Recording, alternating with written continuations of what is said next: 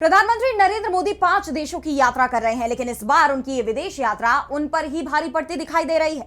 पहले से ही उनकी यात्रा की टाइमिंग को लेकर विपक्ष ने सवाल खड़े किए थे और अब पीएम से विदेशों में भी सवाल पूछे जा रहे हैं। देश के मौजूदा हालात पर जब नॉर्वे की पत्रकार ने सवाल किए तो पीएम मोदी जवाब दिए बिना ही चले गए, जिसके बाद से वो विपक्ष के निशाने पर आ गए हैं।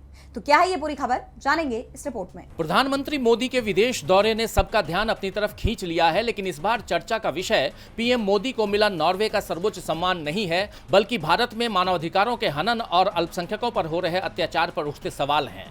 जी हां, नीदरलैंड्स में भी कुछ ऐसे सवाल उठे थे और अब नॉर्वे में तो पत्रकारों ने पीएम मोदी से ये तक पूछ लिया कि आप दुनिया की सबसे आजाद प्रेस के कुछ सवालों के जवाब क्यों नहीं देते। ये वाकया बीते दिन ओस्लो में पीएम मोदी की नॉर्वे के पीएम जोनास के साथ प्रेस कॉन्फ्रेंस के दौरान हुआ, लेकिन मोदी जवाब दिए बिना ही वहां से चले गए।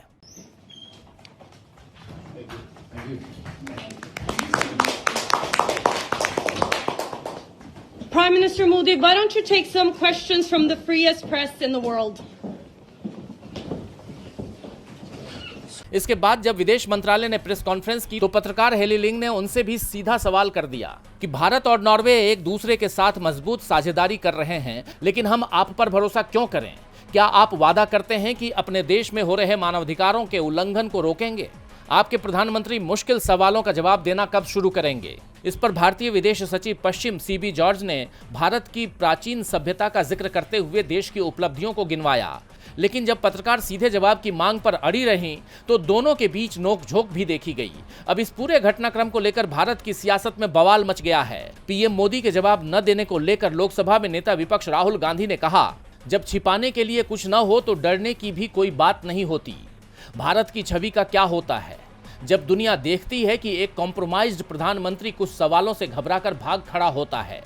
वहीं कांग्रेस महासचिव केसी वेणुगोपाल ने सोशल मीडिया पर एक पोस्टर शेयर किया है, जिसमें पीएम मोदी की तस्वीर पर लिखा है वो जो टेलीप्रॉम्प्टर के पीछे छिपते हैं, जबकि राहुल की तस्वीर पर लिखा है कि वो जो हर सवाल का जवाब बिना डरे देता है। टीएमसी के पूर्व सांसद साकेत गोखले ने भी इस मुद्दे पर सरकार को घेरा है कि आखिर क्यों हम विदेशों में मानवाधिकारों के मामले में अपने शानदार रिकॉर्ड का बचाव कर रहे हैं। उन्होंने ट्वीट किया कि हम सुनियोजित कूटनीतिक बयानों से दुनिया को गुमराह करने की कोशिश कर रहे हैं, लेकिन सच्चाई इतनी आसानी से छिप नहीं सकती।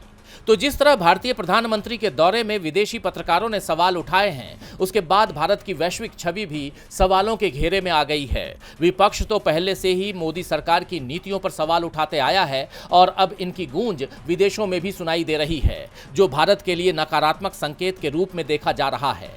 और साथ ही मोदी सरकार की राजनीति पर भी इसका बुरा असर पड़ना तय माना जा रहा है। डीबी लाइव की रिपोर्ट।